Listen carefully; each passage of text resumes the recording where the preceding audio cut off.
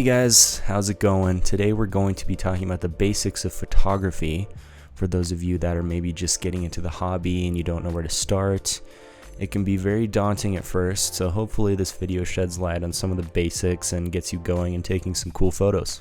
So when you're starting out with photography, the three main concepts that you need to be able to grasp are aperture, shutter speed, and ISO. Once you understand those three concepts, you can start taking some cool photos. The first one, aperture, controls two things. Aperture controls light and it controls depth of field. So in this demonstration, I've taken a few photos of some flowers here, and this first photo was taken at f1.8. So this is a very large aperture, which results in a very shallow depth of field. As you can see, the background is very blurred. There's a lot of separation between foreground and background. In the second example, this was shot at f8, so a slightly smaller aperture, and you can see that background is starting to come into focus a little more. So in this last photo of the demonstration, this was shot at f18, so very small aperture, resulting in greater depth of field. The background isn't necessarily in focus, but you can see it's a lot more clear than the other images. So this is just an example of the drastic effect that aperture can have on your images. So that's the first concept, aperture, and that controls light and depth of field. So the second concept we're going to be talking about is shutter speed. So shutter speed also controls the amount of light that you're capturing, but it does it in a different way than aperture. Basically what's happening is your camera is opening the shutter, opening the sensor, and exposing it to light for a certain amount of time. You want to be conscious when you're out there in the field shooting.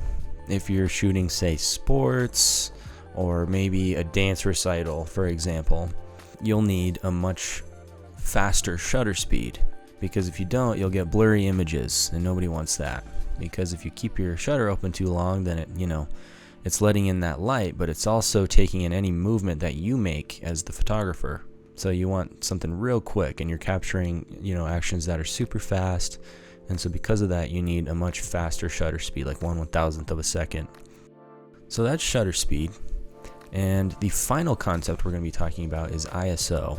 ISO, in very simple terms, is basically just how sensitive your camera sensor is to light. So a general rule of thumb that I like to follow is the lower the ISO that you can shoot at, the better. So at those higher ISOs, your camera sensor is going to be more sensitive to the light, and as a result of that, you can get some nasty effects such as noise or grain, all sorts of that stuff that'll just kind of degrade your image quality.